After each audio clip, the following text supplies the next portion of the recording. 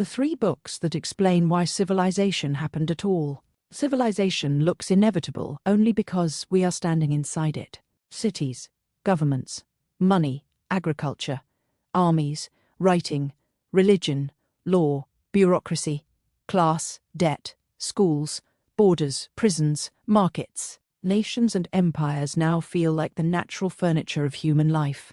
We are born into them. We work inside them.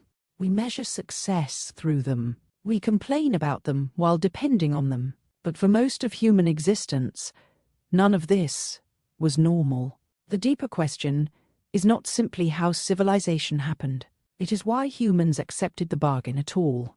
Why did mobile, adaptive, socially complex human beings settle into farms, hierarchies, grain stores, rulers, taxes, and permanent labor? Why did some societies become states, while others rejected that route? Why did certain regions produce conquering empires while others did not? And why do modern people still tell themselves a comforting story in which civilization equals progress, progress equals freedom, and history was always moving toward us? That is where these three books become explosive.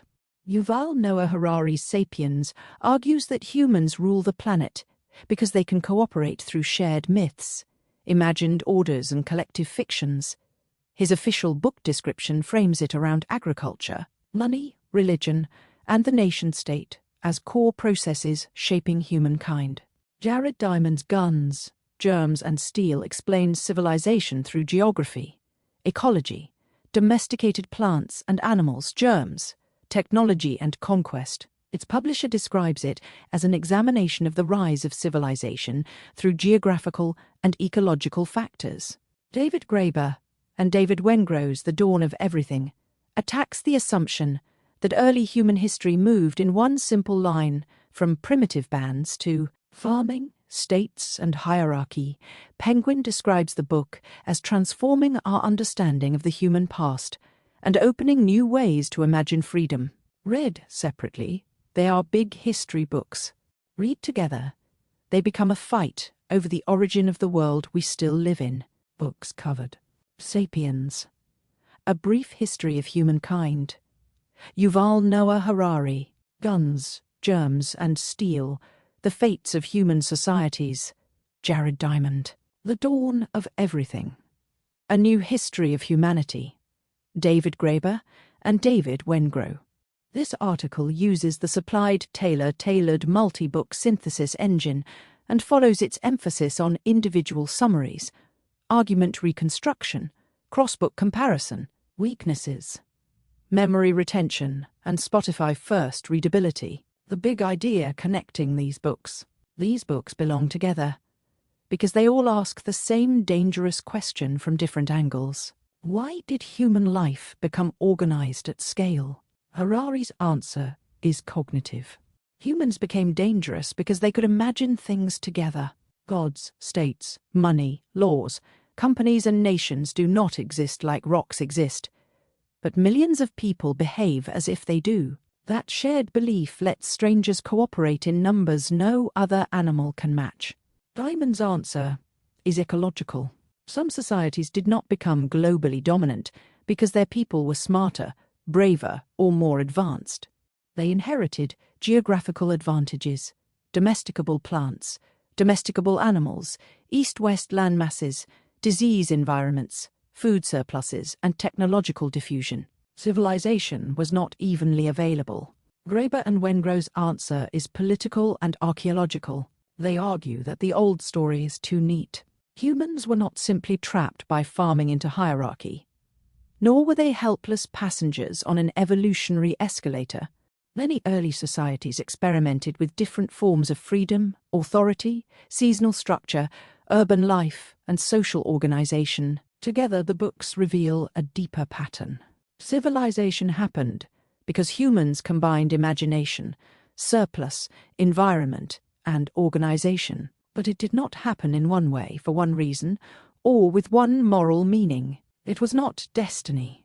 It was not pure progress. It was not simply a mistake. It was a series of bargains. Sapiens, summary. Sapiens is a sweeping history of Homo sapiens from an unremarkable animal in Africa to the species that remade the planet. Harari's core argument is that the decisive human advantage was not individual intelligence.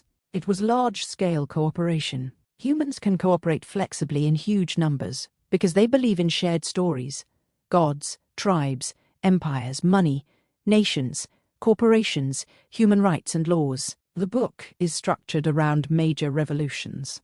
The cognitive revolution gives humans language, myth and symbolic cooperation. The agricultural revolution traps humans in permanent food production, settlement, and hierarchy. The unification of humankind pulls societies into larger systems through money, empire, and universal religions. The scientific revolution gives humans the power to admit ignorance, investigate nature, and transform the world through knowledge, capitalism, and technology. Harari's most provocative claim is that the agricultural revolution may have been history's greatest trap. Farming did not automatically make individual lives better. It often meant harder labor, narrower diets, disease, population pressure, property anxiety, and dependence on fragile crops. Wheat, in Harari's framing, domesticated humans as much as humans domesticated wheat. The book then widens. Money becomes the most universal system of trust ever created. Empires become brutal but effective engines of cultural unification. Religion creates moral and cosmic order. Science breaks from older traditions by admitting that humans do not know everything and can acquire power by discovering more. The emotional movement of the book is bleak but exhilarating. Humans become more powerful, but not necessarily happier. They conquer the planet, but destroy ecosystems. They build cooperation at enormous scale, but often through fiction, coercion, and self-deception. They gain mastery over nature, then become uncertain what to do with it. Sapiens is not just a history book. It is an attack on human self-importance. Its central lesson is that much of what humans treat as solid is imaginary, and much of what humans call progress is morally ambiguous. The argument in one flow: Homo sapiens begins as one human species among others. Then language becomes more flexible. Imagination becomes socially useful, and humans learn to coordinate around invisible realities. That changes everything. A tribe can believe in a spirit. A city can believe in a god. A kingdom can believe in a dynasty. A nation can believe in a flag. A market can believe in money. A company can believe in legal personhood. None of these things are biological facts, but they organize biological humans. Then farming arrives. Food production allows population growth and permanent settlements, but it also creates new burdens. People become tied to land, seasons, grain cycles, and property. Surplus makes hierarchy possible. Storage makes theft and taxation possible. Dense populations make disease more dangerous. The human world becomes larger, richer, and more anxious.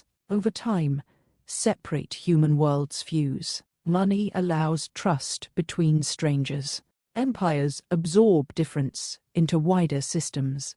Religions offer universal moral orders. Science and capitalism then produce a new historical engine: ignorance plus investment plus discovery. The future becomes something to be expanded, not merely repeated. The result is the modern world: powerful, restless, productive, destructive, and spiritually confused. Sapiens ends with the unsettling implication that humans have become gods without becoming wise. If you only remember 3 ideas. The first idea is that shared fiction creates real power. Money, nations, companies, and legal systems are not fake in their consequences. They are fictional in their foundation. Their power comes from collective belief. The modern world is built from stories strong enough to move armies, markets, and lives. The second idea is that progress can make life worse before it makes life better. Agriculture created surplus and scale, but it also intensified labor, disease, inequality, and dependence. A society can become more powerful while many of its members become less free. The third idea is that humans are better at gaining power than deciding what power is for. Science, capitalism, and technology gave humanity extraordinary control over nature. But Harari repeatedly pushes the darker question: did this make humans happier, wiser, or more humane? The sentence that explains the entire book. Humans conquered the world because they learned to believe in shared stories, then forgot they had invented them. Why this book still matters. Sapiens still matters because modern life is more dependent on shared fiction than ever. Money is digital. Nations are contested. Corporations shape daily life. AI systems are being built by institutions whose authority depends on trust, capital, and legal abstraction. Harari's framework helps readers see that civilization is not merely made of buildings and tools. It is made of belief systems that coordinate behavior. The book also remains powerful because it punctures the lazy assumption that history is a simple rise from primitive misery to modern fulfillment. Its best ideas aged well because the modern world has become even more obviously story-driven. Markets move on confidence. Politics moves on narrative. Online identities move on symbolic affiliation. Human beings still live inside imagined orders. Where the book is weakest, Sapiens is weakest when its confidence outruns its evidence. Harari's style is brilliant because it compresses huge spans of history into memorable arguments. That is also the danger. The book sometimes makes enormous claims feel cleaner than they are. Complex debates become sharp aphorisms.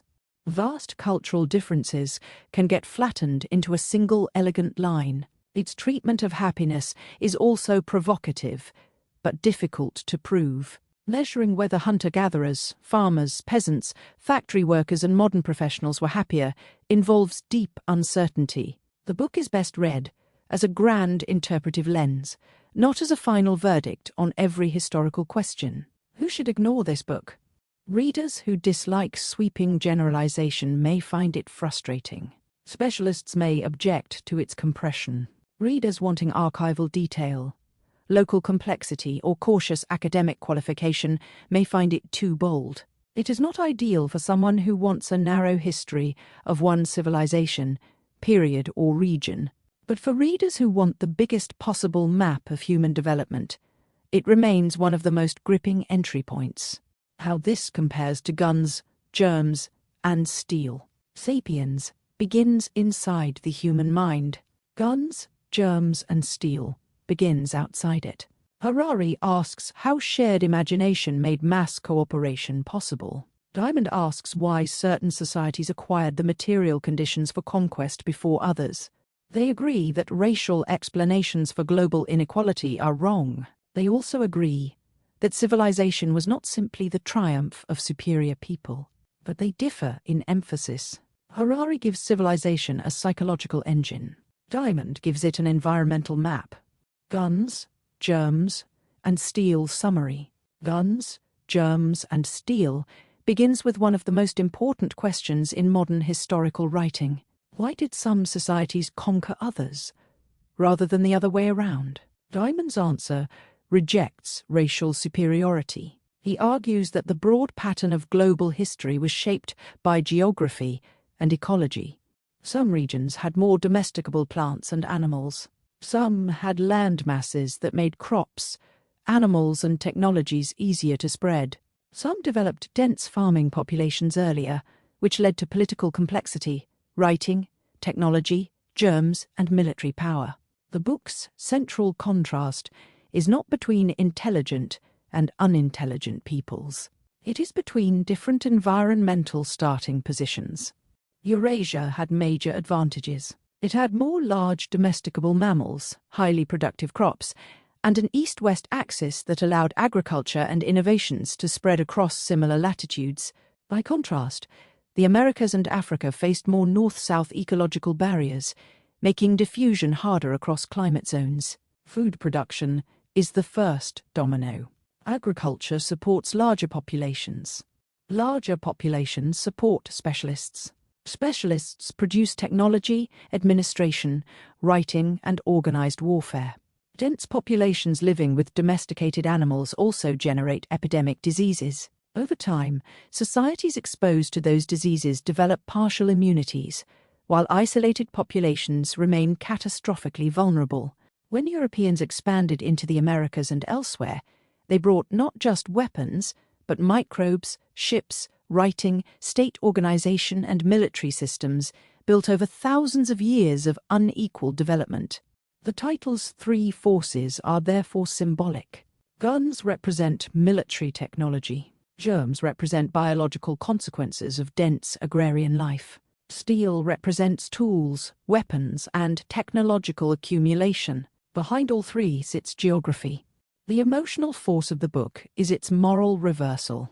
Diamond takes a world that often explained conquest through civilizational superiority and reframes it as a long chain of environmental luck, accumulated advantage, and historical contingency. The argument, in one flow. Human societies begin with different ecological toolkits. Some regions contain wild plants that are easier to domesticate. Some contain animals suitable for labor, transport, meat, milk, and disease transmission. Once agriculture takes hold, populations grow. Settlement becomes denser. Surplus appears. Specialists emerge. Those specialists matter. Not everyone has to gather food. Some can become rulers, soldiers, priests, scribes, craftsmen, or inventors. Political organization becomes more complex. Writing helps administration. Technology compounds. States gain the ability to mobilize labor and violence. Meanwhile, proximity to animals and dense settlements produces infectious disease environments.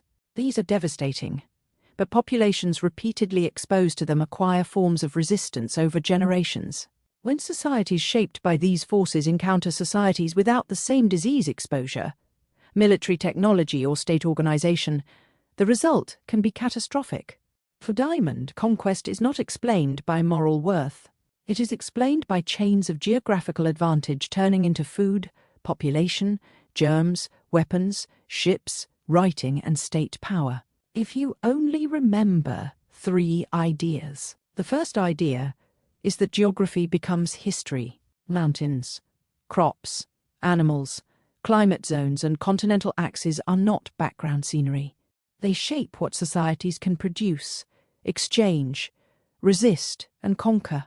The second idea is that food surplus creates social complexity. Agriculture does not just feed people. It enables specialists, soldiers, rulers, administrators, and inventors. Once food production scales, society can become more stratified and more powerful.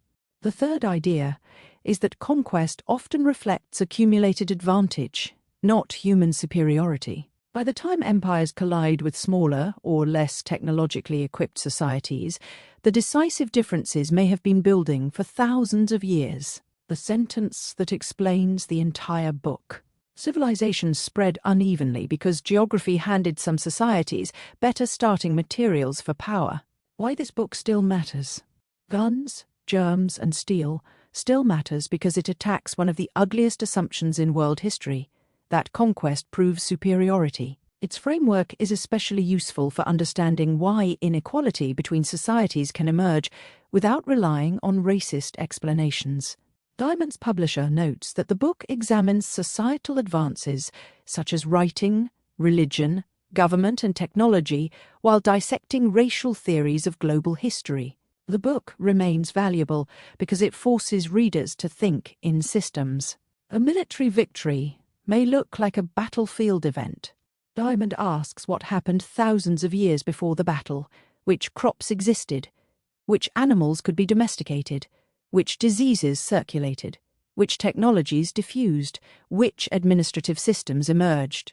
That makes the book powerful for anyone interested in history, geopolitics, development, empire, or inequality. Where the book is weakest. The biggest criticism is that Diamond can make geography feel too decisive. Human agency, culture, politics, contingency, and internal social experimentation sometimes receive less weight than they deserve. Critics have argued that the book can reduce extremely complex histories into environmental chains that look cleaner than real life. There is also a risk of replacing one simplification with another. Diamond rejects racial superiority, which is essential, but his model can still make history appear overly mechanical. Crops lead to surplus, surplus leads to states, states lead to conquest. Real societies were often stranger, more experimental and less linear. That is exactly where the dawn of everything becomes the necessary counterweight. Who should ignore this book? Readers looking for intimate social history may struggle with its scale. It is less interested in individual lives than planetary patterns. It is less useful for understanding internal politics, cultural meaning, or the subjective experience of people inside societies. It also requires patience with long causal chains. But for readers who want to understand why global power became so uneven, it remains a major work. How this compares to the dawn of everything, guns, germs, and steel, explains why some societies developed certain capacities earlier than others. The dawn of everything asks whether we have misunderstood what development even means. Diamond looks for broad structural causes. Graeber and Wengrow look for suppressed possibilities. Diamond's story can feel like a map of constraints. Graeber and Wengrow's story is a map of choices, experiments, and paths not taken. The dawn of everything summary. The dawn of everything is the rebellion inside this trio. Graeber and Wengrow argue that the standard story of human history is wrong. That standard story usually comes in two versions. The first says humans were once innocent egalitarian hunter-gatherers, then agriculture created property, hierarchy, and the fall from freedom. The second says humans were once primitive and violent, then agriculture, cities and states slowly civilized them. Graeber and Wengrow reject both. Their central claim is that early humans were far more politically imaginative than modern narratives allow. They experimented with hierarchy and equality, centralization and decentralization, seasonal authority and seasonal freedom, urban life without kings, agriculture without full surrender to farming, and social arrangements that do not fit our simple categories. The book's force comes from archaeology and anthropology. It challenges the assumption that farming automatically created inequality. It challenges the idea that cities automatically required states. It challenges the belief that large populations cannot organize without top-down rule. It also challenges the myth that modern people are the endpoint of a necessary historical process. One of the book's major themes is freedom. Graeber and Wengrow focus not only on abstract political rights, but on practical social freedoms, the freedom to move away, the freedom to disobey orders, and the freedom to reshape social relations. Their argument suggests that many early societies may have valued and protected freedoms that modern states have made difficult. The book is also a direct attack on inevitability. If humans tried many forms of social life, then our current institutions are not the only possible outcome. Inequality, bureaucracy, state violence, and economic domination were not simply forced upon us by population size or agriculture. They were historical developments, not laws of nature. The emotional experience of the book is liberating and destabilizing. It does not merely say civilization was good or civilization was bad. It says the story was more open, more experimental, and more politically intelligent than we were taught. The argument in one flow. Modern people inherit a simple story. First, there were small bands, then agriculture, then villages, then cities, then states, then kings, writing, bureaucracy, and inequality. Freedom was supposedly lost because complexity made hierarchy unavoidable. Graeber and Wengrow slow this story down and break it apart. They point to evidence of societies that do not fit the ladder. Some people farmed without becoming trapped in full agrarian states. Some cities appear to have existed without obvious monarchs or rigid central rule. Some societies shifted political structure seasonally. Some created hierarchy at one time of year and loosened it at another. Some rejected agriculture, even when they knew about it. This means early humans were not merely adapting blindly to material conditions. They were thinking politically. They were asking how to live, how to organize, when to obey, when to resist, when to settle, when to move, when to centralize and when to disperse. The book's deeper claim is that history became less free, not because civilization automatically required domination, but because certain forms of domination hardened and became difficult to escape. If you only remember 3 ideas. The first idea is that human history was more experimental than linear. People did not simply march from foraging to farming to states. They tried different combinations of settlement, mobility, authority, equality, ritual, agriculture, and urban life. The second idea is that complexity does not automatically require hierarchy.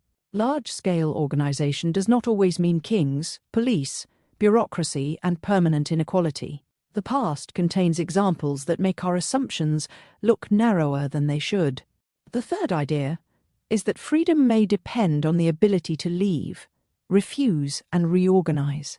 A society is not free merely because it has rules or rights. It is free when people retain practical power to escape domination, disobey authority, and change social arrangements. The sentence that explains the entire book. Humanity did not sleepwalk into civilization. It experimented with freedom until some experiments hardened into cages. Why this book still matters. The dawn of everything matters because it reopens political imagination. Its publisher frames it as a work that transforms our understanding of the human past and helps imagine new forms of freedom. That is the key. The book is not just about ancient history. It is about whether modern institutions are as inevitable as they pretend to be. The book is especially important in an age of bureaucratic exhaustion. Many people feel trapped inside systems too large to change. States, corporations, platforms, financial obligations, housing markets, administrative rules, and institutional inertia. Graeber and Wengrow offer a powerful counterclaim. Human beings have organized themselves differently before, and the range of possibility is wider than modern politics admits. Where the book is weakest, the book's strength is also its vulnerability. Because it is deliberately revisionist, it sometimes pushes hard against older narratives and may understate why hierarchy, agriculture, and states became so persistent. Showing that alternatives existed does not fully explain why certain forms outcompeted others or became harder to escape. Its argument can also feel sprawling. The book is rich, provocative, and intellectually alive, but not always simple. Readers who want a clean causal model may find it less tidy than Diamond and less immediately memorable than Harari. It is best read as a challenge to deterministic history, not as a replacement dogma. Who should ignore this book? Readers who want a quick, linear account of human development may find it demanding. It is not designed for people who want simple answers. It is argumentative, wide-ranging, and often built around correcting assumptions.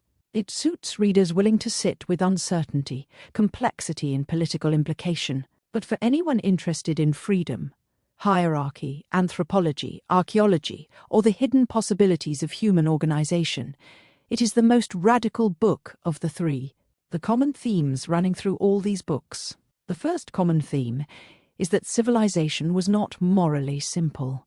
All 3 books reject the childish idea that history is just progress. Civilization brought scale, memory, administration, law, technology, and surplus. It also brought disease, hierarchy, ecological destruction, conquest, labor discipline, and domination. The second theme is that humans are world-building animals. Harari emphasizes shared myths. Diamond emphasizes environments that enable expansion. Graeber and Wengrow emphasize conscious social experimentation. In all 3, humans do not simply live in nature. They construct systems that then reshape them. The third theme is that inequality needs explanation. None of these books treats inequality as natural, in a lazy sense. Harari sees imagined orders and agricultural surplus.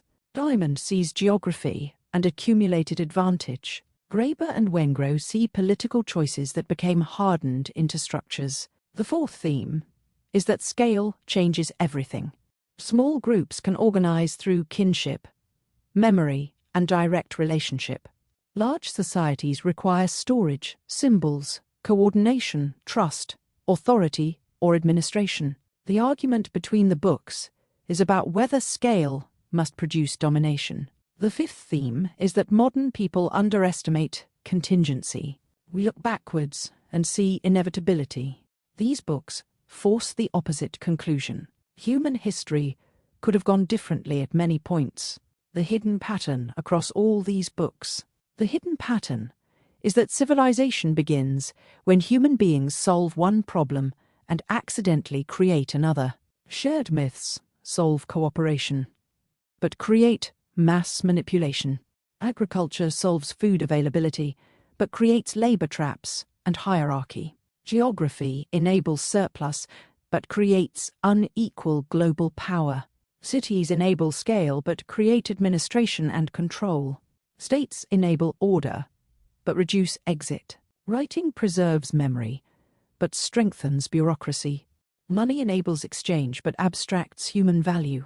Technology expands power, but multiplies consequences. Civilization is not one invention. It is a chain reaction of problem-solving systems that become new problems.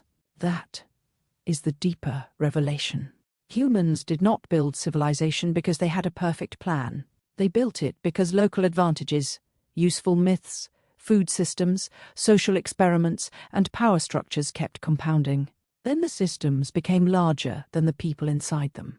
Where the books quietly disagree. The biggest disagreement is over inevitability. Harari often makes civilization feel like a tragic momentum.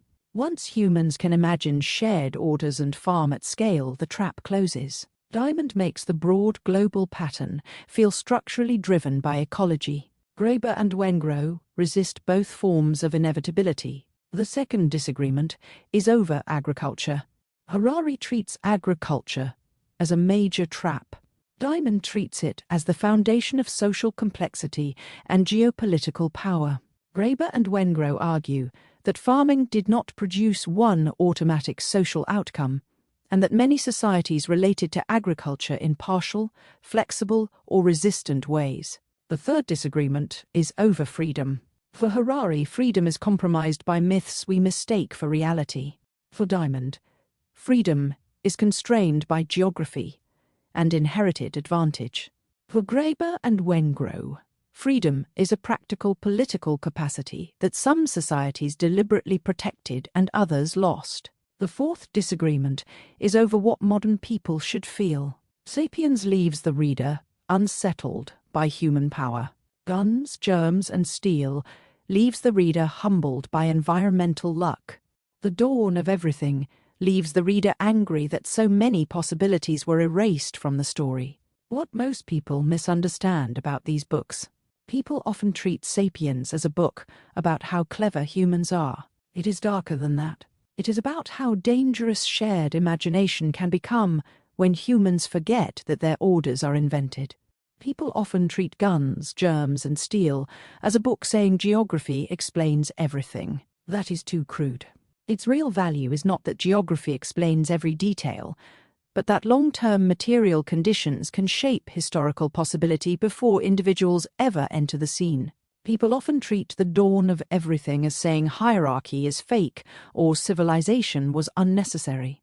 That is not quite right. Its deeper argument is that humans had more choices than modern narratives admit, and that complexity did not always require surrender to permanent domination. The shallow version of all three books is civilization happened because humans got smarter, farmed, built states, and progressed. The deeper version is civilization happened through a volatile mixture of imagination, ecology, surplus, coercion, experiment, and accident. What the internet gets wrong about these books. The internet loves turning big books into slogans. Sapiens becomes everything is a story. That is memorable, but incomplete. The harder point is that stories coordinate real behavior and produce real suffering, power and order. Guns, germs and steel becomes geography is destiny. That misses the caution. Geography shapes possibility, but it does not eliminate politics, culture, or contingency. The dawn of everything becomes ancient people were freer than us. That is emotionally appealing but too simple. The real argument is not nostalgia. It is that human societies were more politically creative than our evolutionary myths suggest. Book summary culture often removes the productive discomfort from these works. It wants takeaways. These books are more useful as tensions. Did civilization liberate humans or trap them? Did geography make conquest inevitable, or merely more likely? Did agriculture cause hierarchy, or only enable certain forms of it? Are modern states necessary for scale, or have we forgotten other ways to organize? Those questions matter more than any neat list of lessons. The Civilization bargain model. The best way to remember these books together is through the Civilization bargain model. Every civilization is built on 5 bargains. The first bargain is imagination for coordination. Humans accept shared stories because they allow strangers to cooperate. The benefit is scale. The danger is obedience to illusions. The second bargain is surplus for dependence. Agriculture and storage create food reserves, specialization and growth. The benefit is complexity. The danger is labor discipline, property anxiety, and elite capture. The third bargain is order for freedom. Rules, states, and institutions reduce chaos. The benefit is stability. The danger is that people lose the practical ability to leave, refuse, or reorganize. The fourth bargain is technology for consequence. Tools, weapons, writing, ships, machines, and data systems extend human power. The benefit is control. The danger is that power outruns wisdom. The fifth bargain is memory for bureaucracy. Writing, records, and administration preserve knowledge across generations. The benefit is continuity. The danger is that life becomes legible to systems before it remains humane to people. This framework explains why civilization is so hard to judge. Every gain carries a shadow. The question is not whether civilization is good or bad. The question is whether a society can keep the benefits of scale without destroying freedom, meaning, and human dignity. The real-life test. These lessons are not trapped in ancient history. Careers operate through imagined orders. Job titles, companies, reporting lines and performance systems are collective fictions with real consequences. The person who understands this can navigate institutions without worshipping them. Relationships operate through shared stories too. A couple survives partly because 2 people agree on what the relationship means. When the shared story breaks, the structure breaks with it. Money is pure hierarchy. It has power because people trust it, but it also changes behavior, status, and morality. Leadership is diamond and Graeber together. Material conditions matter. Incentives matter. Structures matter. But people also make choices about whether hierarchy becomes domination or coordination.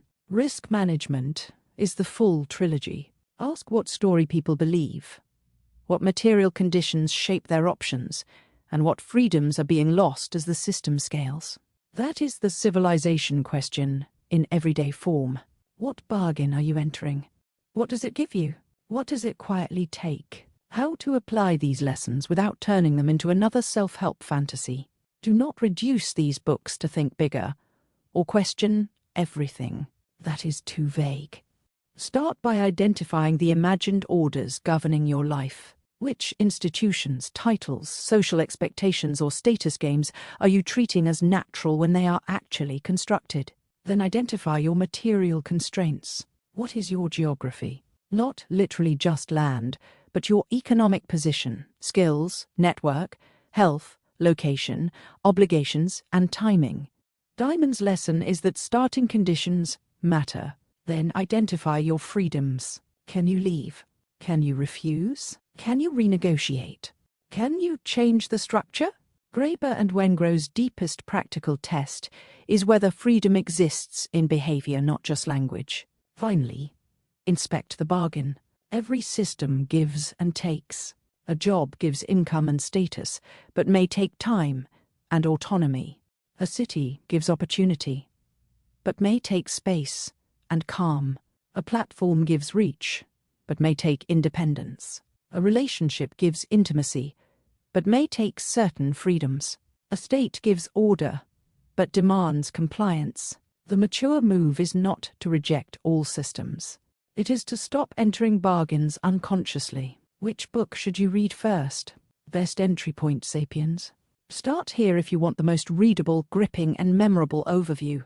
It gives the strongest big-picture frame and works extremely well as an audiobook-style experience. Best for understanding global inequality, guns, germs, and steel. Read this first if your main question is why Europe, Asia, the Americas, Africa, and Oceania developed such different historical trajectories. Best for challenging your assumptions. The Dawn of Everything. Read this first if you already know the basic big history story and want it disrupted. It is the most intellectually radical and the least simplistic. Best order overall. Sapiens first, because it gives the broad myth and history frame. Guns, Germs, and Steel second, because it grounds civilization in geography and ecology. The Dawn of Everything third, because it challenges the neatness of both and reopens the question of freedom. 5 questions to test whether you actually understood these books. Which parts of your life are governed by shared stories that feel natural but are actually invented? Where are you mistaking someone's success for superiority when it may partly reflect better starting conditions?